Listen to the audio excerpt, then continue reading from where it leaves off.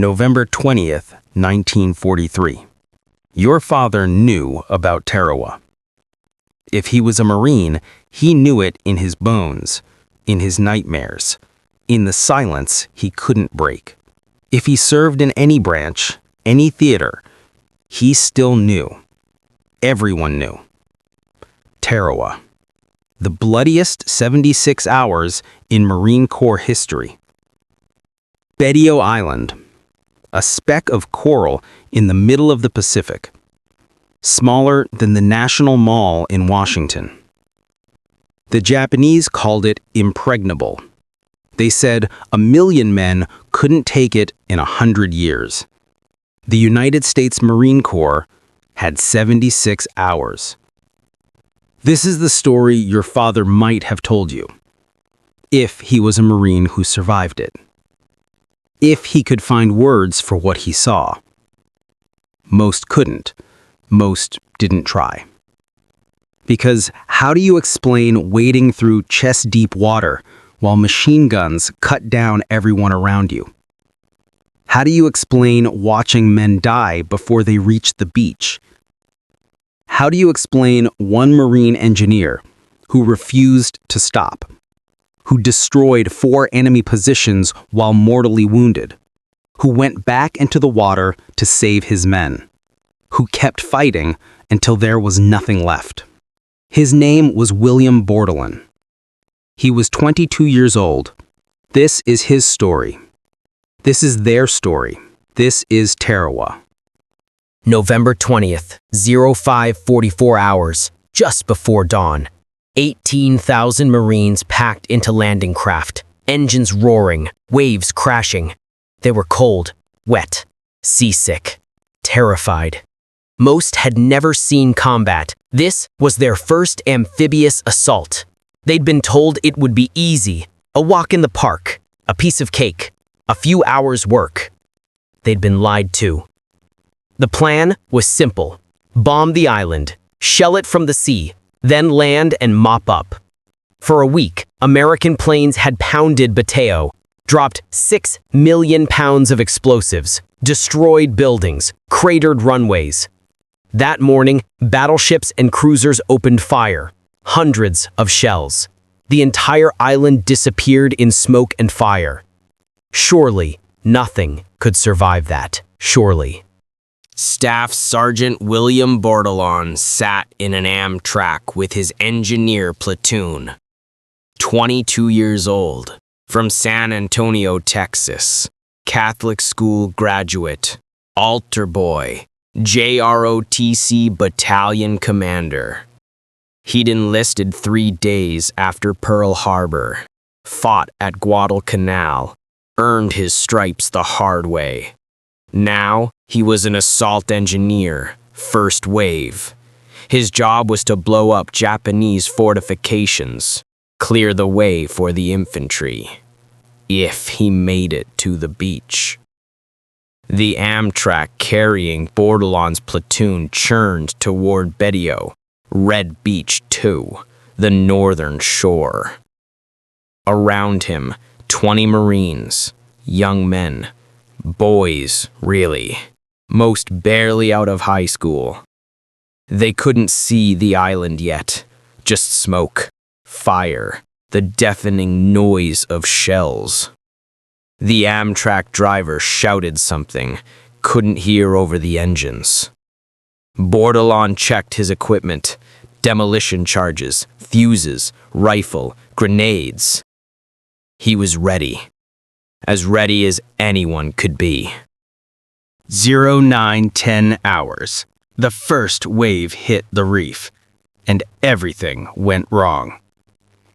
The tide was wrong, too low. The military planners had miscalculated, gotten the tides wrong, made a mistake that would cost hundreds of lives. The landing craft couldn't cross the coral reef.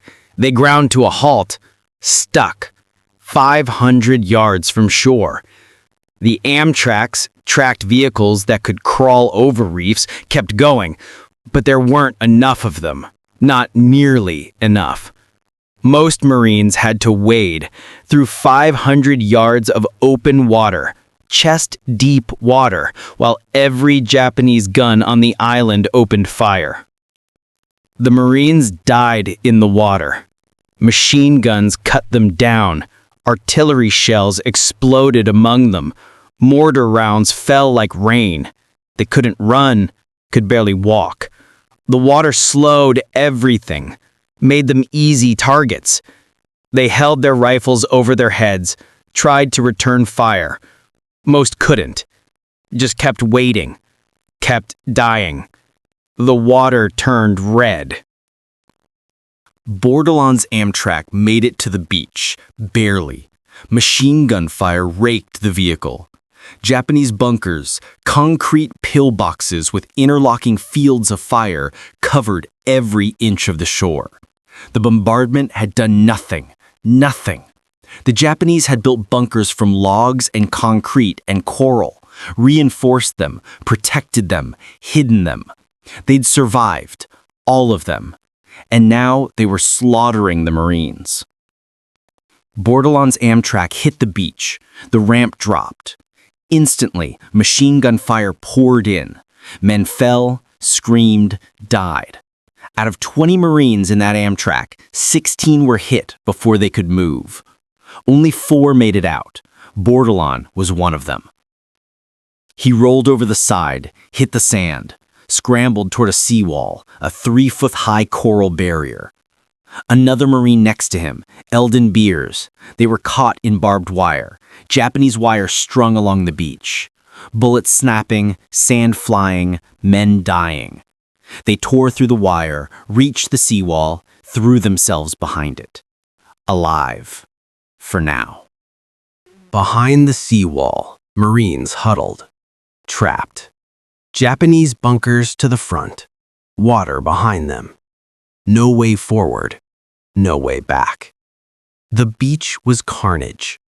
Bodies floating, wounded crying out, Amtrak's burning. The water still full of Marines trying to reach shore.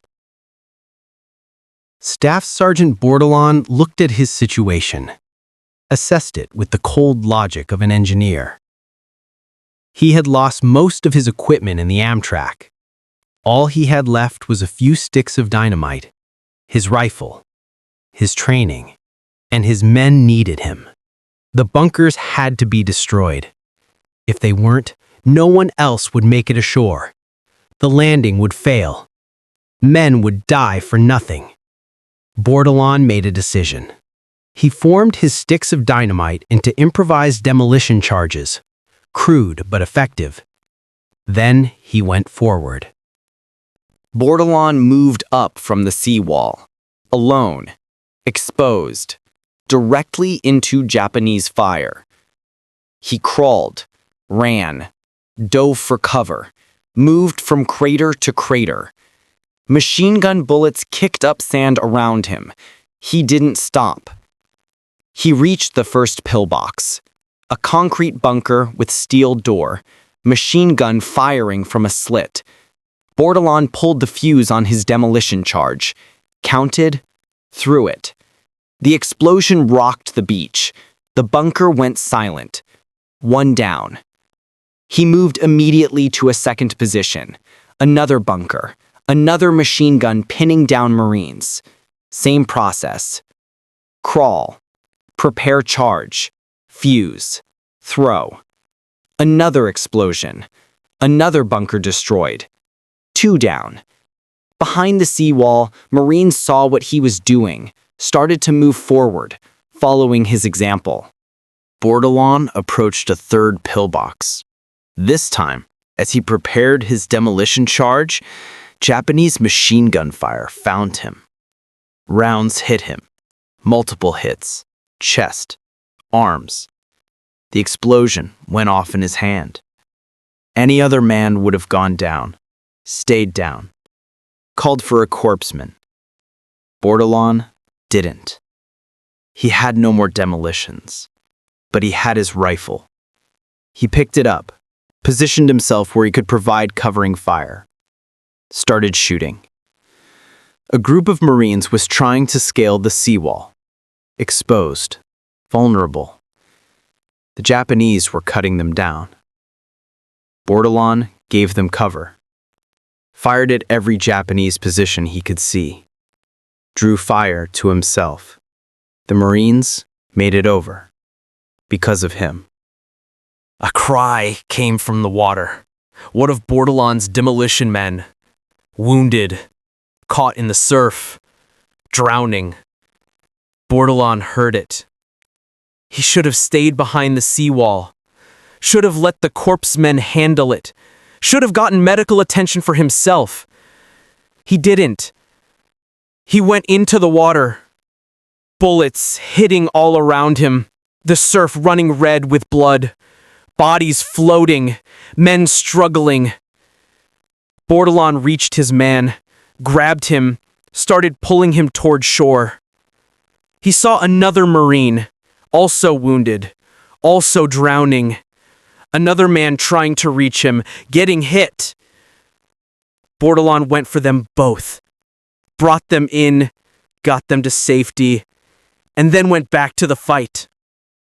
The corpsmen tried to treat him, begged him to let them work on his wounds. He refused. There was still work to do. Bordelon found more demolitions, scrounged them from destroyed Amtraks, from dead engineers, from wherever he could, made new charges, and went forward again. A fourth Japanese bunker, still firing, still killing Marines.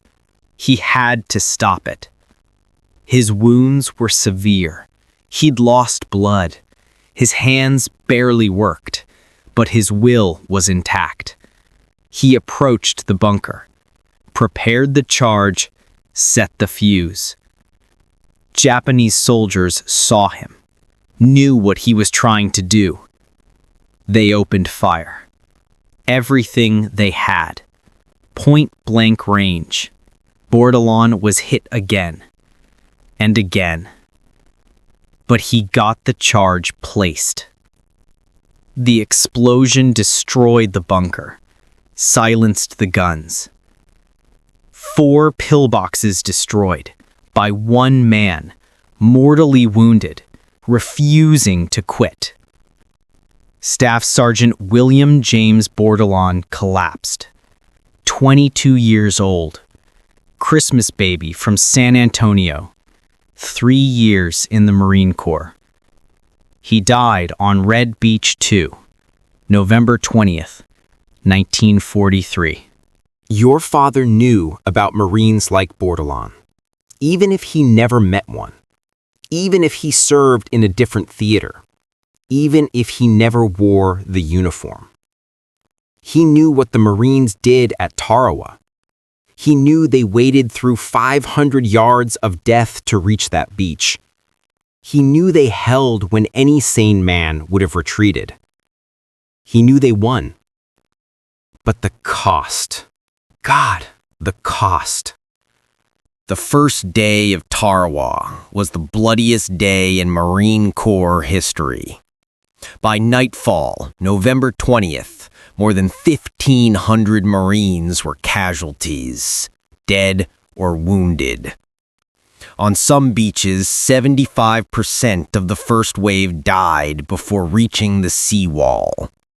The wounded lay on the beach, exposed. No corpsman could reach many of them. They died slowly under fire. The living huddled behind the seawall, pinned down, taking casualties from mortar fire. And behind them, in the water, hundreds more Marines were still trying to reach shore. The Japanese fought from bunkers, from trenches, from underground positions connected by tunnels. The bombardment hadn't touched them. They dug in, prepared, waited. Now they were exacting a terrible price. Rear Admiral Keiji Shibazaki commanded the Japanese garrison. He told his men it would take 1 million Americans 100 years to conquer Tarawa. He was wrong, but not by much. But Marines don't quit. That's not who they are. That's not what they do. All night, they moved forward, inch by inch, bunker by bunker, fighting with rifles, grenades, flamethrowers, demolitions. They cleared the beaches, established a perimeter, brought more men and equipment ashore. By dawn, on November 21st, the Marines controlled a strip of beach 300 yards deep. It wasn't much, but it was enough. Day 2, November 21st. The Marines pushed inland, house to house, bunker to bunker, position by position. The Japanese defenders fought from every hole, every trench, every building. They didn't surrender, didn't retreat. They fought until they were killed. The Marines used everything: flamethrowers to burn out bunkers, demolitions to blow them up, tanks when they could get them ashore. But mostly, it was riflemen. Marines with M1 Garans, advancing under fire, taking casualties, taking ground. The heat was unbearable, over 100 degrees, no shade, no water, just coral dust and death. The smell was worse, bodies rotting in the tropical heat, the wounded, the dead, Japanese and Americans mixed together. Day 3, November 22nd. The Marines controlled most of Betio, but the Japanese weren't finished. That night, the defenders launched a banzai charge, a suicidal attack. Every man, everything they had left. They came screaming, hundreds of them, charging directly into Marine lines. The Marines cut them down. Machine guns, rifles, artillery. The slaughter was complete. By dawn, Japanese bodies lay in tangled heaps. The charge had failed. The garrison was broken. On November 23rd, the 4th day, the Marines reached the eastern tip of Betio. The island was declared secure 76 hours after the first wave hit the beach. The casualties were staggering. 1,021 American dead, more than 2,000 wounded, in 76 hours. Almost as many killed in action as in the entire 6-month Guadalcanal campaign. The Japanese garrison, 4,500 men, was annihilated. Only 17 soldiers surrendered. The rest fought to the death. Major General Julian Smith toured the battlefield on November 24th. He saw Marine bodies in rows along the beach. Every man had fallen face forward, shot while advancing. He saw the water, still stained red. The beach, cratered and burned. The bunkers, destroyed but only after horrific cost. He said something that captured the brutality of Tarawa. "This is the first time I've seen Marines lying down on the job." General Holland Smith, who commanded the operation, saw it differently. He called the casualties at Tarawa comparable to Pickett's charge at Gettysburg, a comparison that made sense. Marines charging through open killing ground against entrenched defenders, suffering terrible losses, but taking the objective. The American public was shocked. Newspapers reported the casualties. Families protested. Why so many deaths for such a small island? The Marine Corps had an answer. Tarawa was a lesson, a brutal, bloody lesson, but a necessary one. The military learned what worked and what didn't. Better planning, more accurate intelligence, improved tactics. The lessons from Tarawa saved lives at Kwajalein, at Saipan, at Iwo Jima, at Okinawa. Every island assault after Tarawa benefited from what the Marines learned in 76 hours of hell. Staff Sergeant William Bordelon was posthumously awarded the Medal of Honor. His citation described his actions on Red Beach 2. 4 pillboxes destroyed, multiple rescues under fire, refused medical aid, fought until killed. President Franklin D. Roosevelt personally presented the medal to Bordelon's mother, June 17, 1944, at Alamo Stadium in San Antonio. He was the first Marine from Texas to receive the Medal of Honor in World War II. Bordelon's body was originally buried in the Lone Palm Cemetery on Betio, later moved to Hawaii, then, at his brother's request, brought home to Texas in 1995. He lay in state at the Alamo, the shrine where Texans made their stand, an honor reserved for heroes. Then he was reinterred at Fort Sam Houston National Cemetery, in his hometown, on the 52nd anniversary of his death. Your father knew about Tarawa. He knew what it meant. If he was a Marine, he knew it personally. Tarawa was Marine Corps legend, the standard against which all courage was measured. If he served in another branch, he still knew. The whole military knew. Tarawa became the yardstick for amphibious assault, the battle that changed how America fought in the Pacific. And if your father never served, he still knew. It was in the newspapers, in the newsreels, in the conversations that stopped when children entered the room. This is why your father respected Marines. This is why the word Tarawa meant something in his generation. Not just a battle, not just statistics, not just another island, but proof that Americans would wade through hell itself, that they wouldn't quit, that they would pay any price. 76 hours. 3 days and 4 hours. One tiny island, smaller than a city park. Over 6,000 men died there. Japanese, Korean laborers, Americans. Their blood mixed in the sand and surf. 350 American bodies were never recovered. Still there. Still missing. Somewhere on Betio or in the waters around it. The Defense POW MIA accounting agency continues to search, continues to identify remains, continues to bring Marines home. Because that's the promise. Leave no one behind. William Bordelon was 22 years old, born on Christmas Day, altar boy, JRTC commander, Marine.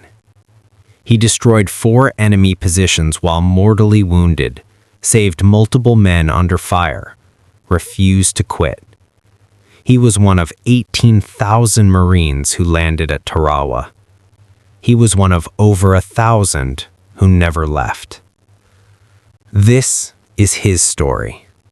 This is their story. This is what your father knew, what he remembered, what he couldn't forget. Tarawa, 76 hours in hell. The Marines went in, they held, they won. And the cost, the terrible, devastating cost, is why your father went quiet when someone said the words, United States Marine Corps. Now you know why.